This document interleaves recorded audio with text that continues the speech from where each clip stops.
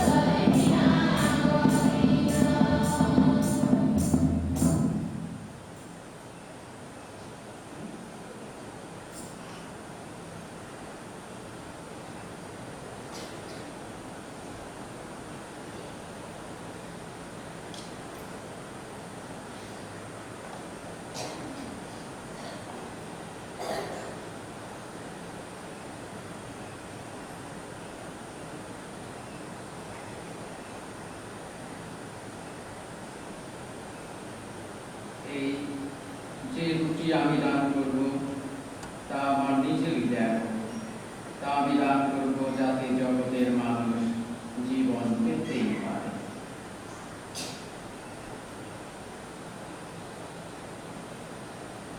আসলে সাথে ধন্যবাদ জানিয়ে শেষ প্রার্থনা।